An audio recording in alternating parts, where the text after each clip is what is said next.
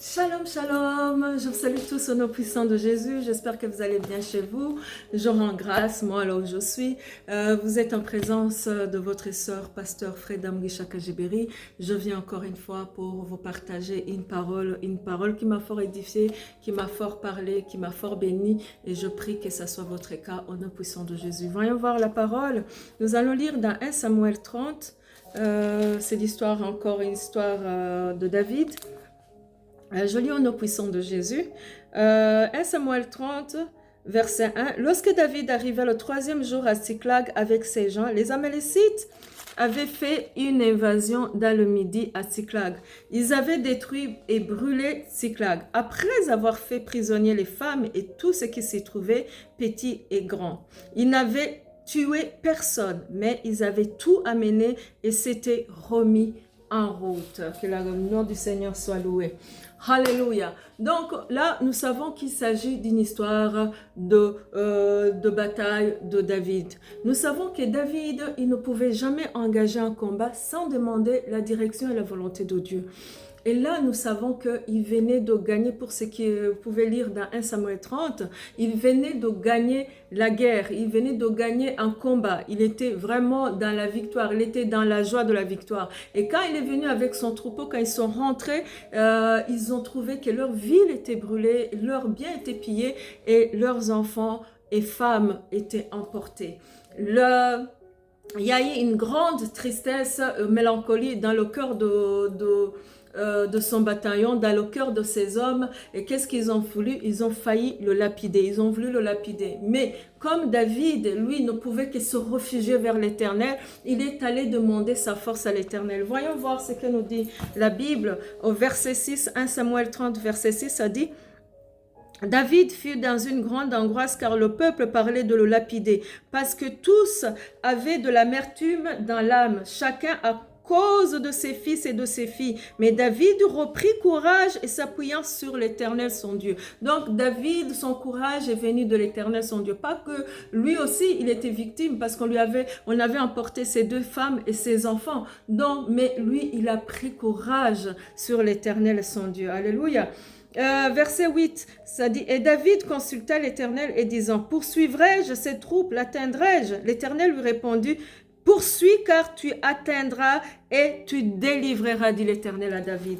Donc là, nous voyons que David, il n'a pas voulu rester à se lamenter, il n'a pas voulu rester victime, parce que souvent nous voulons rester victimes de nos situations. Pourquoi? Elles sont tellement lourdes, mais nous oublions que c'est lui qui nous fortifie est toujours plus puissant que les situations que nous traversons. Mais lui n'a pas voulu se lamenter, il a voulu s'appuyer sur la puissance qui est capable de surmonter cette situation. Et cette puissance, c'est le Seigneur Jésus. Je viens te dire que la situation que tu es en train de traverser, si tu t'appuies sur le Seigneur, si tu prends courage sur le Seigneur, tu peux la traverser. Alléluia. Et s'il s'était pas réfugié sur le Seigneur, il n'aurait jamais eu ce courage de se lever pour aller se battre et récupérer les siens. Amen.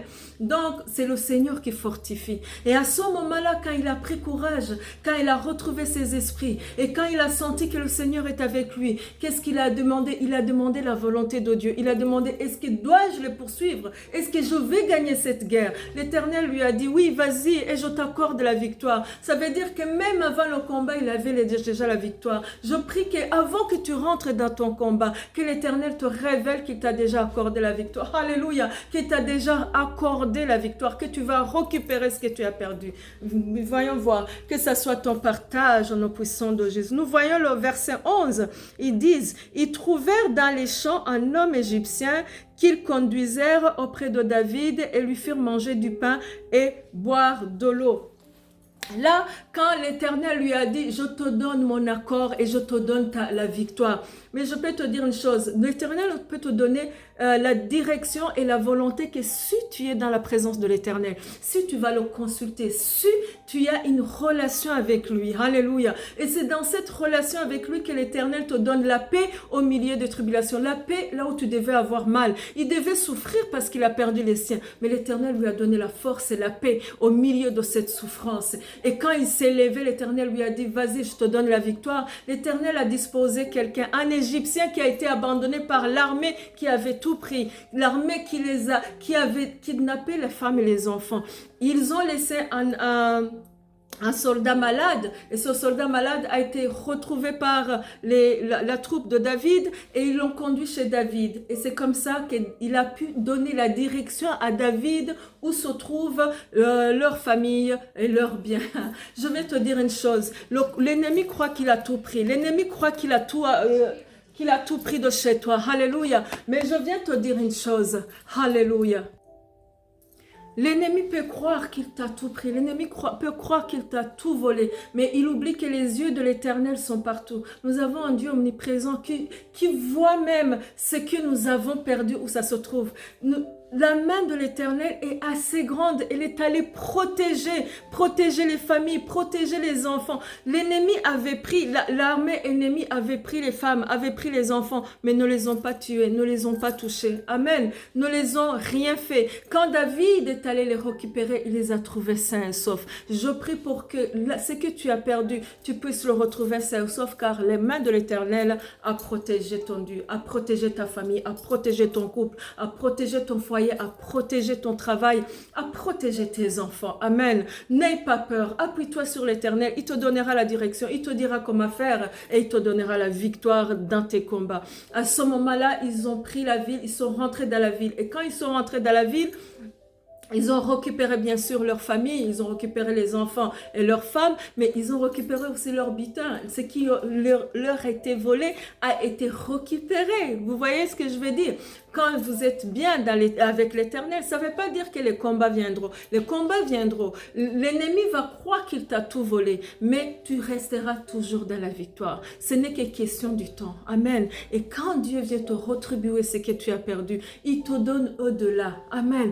Il fallait qu'il soit attaqué et qu'il prenne la femme et les enfants pour que David y aille. Et quand il est allé, il a récupéré ce qu'on les a pris, mais il a récupéré encore plus parce qu'il a pris toute la richesse de ce pays. Amen.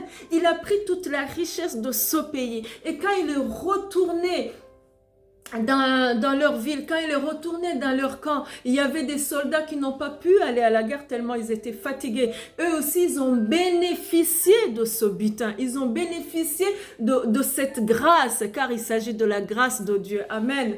Et David, voyant qu'il avait tellement assez, oh là, alléluia, il a vu qu'il avait tellement assez, il n'a pas voulu être comme une partie de son armée qui voulait garder pour eux-mêmes. Il disait non, c'est nous qui avons gagné. Pourquoi? Parce que eux, ils ne comprenaient pas que c'est l'Éternel qui avait accordé la victoire. Mais David a dit non, c'est pas vous qui avez gagné, c'est l'Éternel qui nous avait déjà accordé la victoire. Amen.